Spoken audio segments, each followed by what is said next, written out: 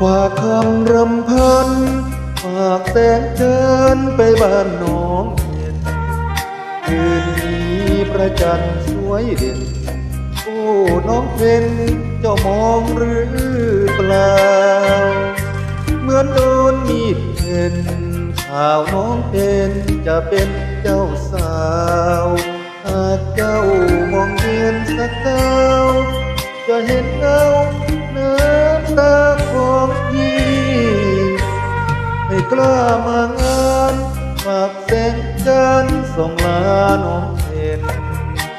ฝากนวลแสงจันทร์สวยเด่นบอกน้องเพ็ญเจ้าจงโชคดีเขาเคลียร์เจ้าบ่าวผูกฝ้ายขาววันเจ้าพิธีต้นไข่เมื่อวันใบายสีอยู่ดีกินดีที่ขออวยชัยที่คงเป็นได้เพียงแฟนเก่าได้ชมเพียงเงาแต่เขา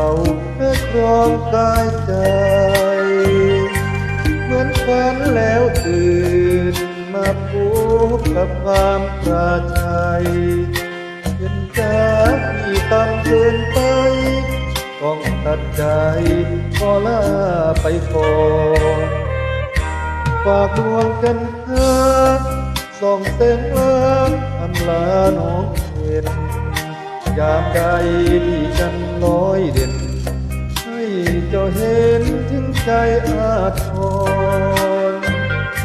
สัญญารักเก่าที่ส่งคืนด้วยแสงเดือนร้อนบอกจันทร์ส่งคืนห้องนอนร่วมอวยพรที่ว่าน้องเพ็ญ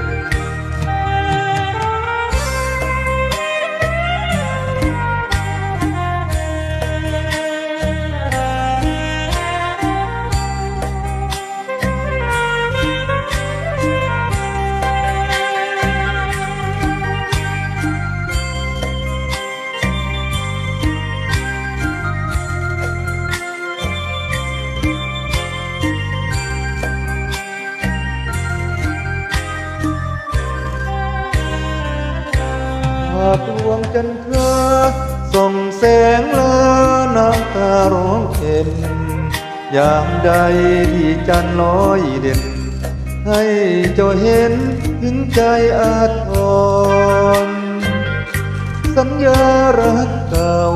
พี่ส่งคืนด้วยแสงเดือนร้อนบอกจันทร์ส่งถึงห้องนอนร่วมอวยพรวิว่าน้องเพ็ญ